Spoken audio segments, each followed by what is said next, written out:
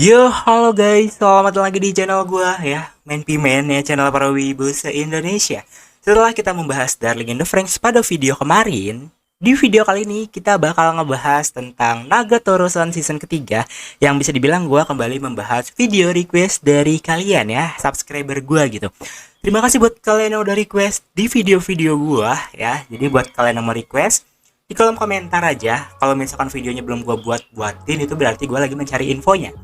Tapi ya bisa dibilang info anime itu nggak semudah itu kan nyarinya. Jadi gue juga butuh waktu gitu. Jadi kalau emang belum gue bahas, jadi ya maafkan gue gitu. Nah, Nagatoro ini juga satu orang yang komen ini udah di beberapa video gue yang kemarin-kemarin ya. Makasih banget. Bentar nih, namanya siapa nih ya? Gue lihat dulu ya guys ya. Nama yang komen itu adalah Mas Faiz ya. Jadi makasih banget buat Faiz. Dan kita bakal langsung aja menuju ke videonya untuk ngebahas request dari Faiz ini coy. Nah, jadi kita bakal langsung ngebahas Nagatoro-san season ketiga. Nah, di sini kita sedikit flashback. Ini adalah season keduanya. Jadi ini adalah anime yang genrenya kok nggak ada ecchi-nya ya? Kok nggak ada ecchi dah? Di season satu kayak ada ecchi-nya, Cok. Ini ecchi nih, ecchi. Oh, yang ada ecchi-nya beda, bukan Nagatoro ini. Tapi ini juga agak gimana gitu. Kayaknya seingat gue genrenya ada ecchi-nya, Cok, anime ginian. Kayaknya kagak ada ya, nggak ada berarti ya. Yang nggak tahu lah, lupa. Jadi ini adalah anime Nagatoro-san yang dirilis oleh Telkom Animation Film ya di season pertamanya. Tapi di season keduanya ini dirilis oleh OLM. Jadi beda studio ya yang merilis dari adaptasi Nagatoro-san season ketiga. Nah, jadi ini diproduksi oleh studio yang memproduksi anime-anime terkenal seperti Pokemon, terus ada Komi-sanwa. Jadi ya bisa dibilang kualitasnya season kedua mungkin lebih better menurut gua ya. Ya sebagai pandangan gue aja sih. Nah, pertanyaan besarnya kalau udah pindah studio gini, apakah bakal ada season kelanjutannya apa enggak sih bang gitu ya. Mungkin ada nanya, bang ada season kelanjutannya enggak gitu. Jadi jawaban dari gue adalah kemungkinan besar 50 banding 50 ya, 50 banding 50. Gue nggak berani bilang persenan bakal dirilis bakal gede karena belum ada informasi resminya sama sekali gitu ya. Nah, jadi kenapa gue bilang 50 banding 50? Di sini gue langsung aja sebutin kenapa 50% itu cukup gede kan buat kemungkinan rilis. Alasan gue bilang begitu adalah karena dia diadaptasi dari web manga dan ini belum tamat dari tahun 2017. Nah, jadi bisa dibilang kalau misalkan studionya mau ngelanjutin, ini banyak banget project detail anime yang bisa dibuat lah ke season ketiganya gitu.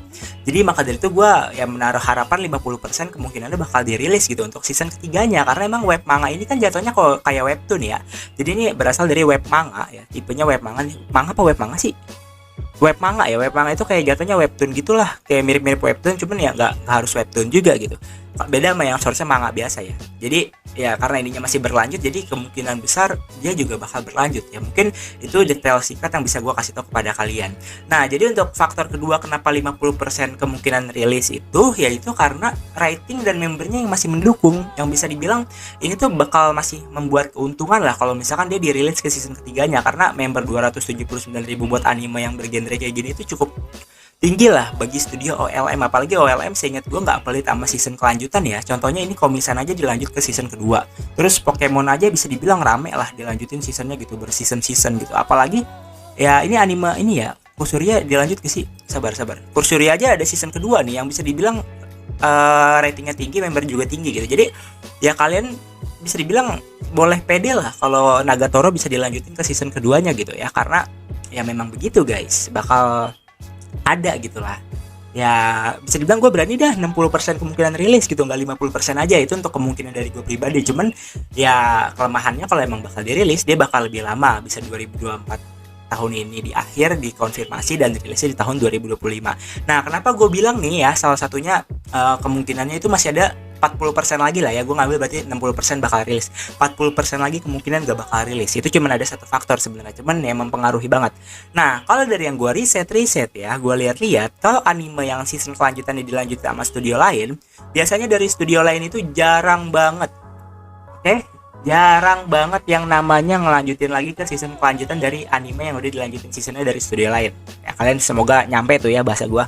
Jadi biasanya emang jarang banget. Contohnya aja adalah kemarin Hateful DxD ya, yang pernah gue bahas itu season kelimanya nggak dilanjutin dan season keempat itu pindah studio. Padahal itu season keempat bisa menggarap kembali supaya dirilis season kelima, dan akhirnya ya enggak gitu. Pokoknya banyak banget anime yang season kelanjutannya itu dilanjutin sama studio lain, tapi ya nggak dilanjutin lagi gitu seasonnya. Gue nggak tahu kenapa ya, mungkin karena lisensi atau apapun itu yang mempengaruhi, karena kan biayanya cukup besar dan ya mungkin itu faktornya gitu.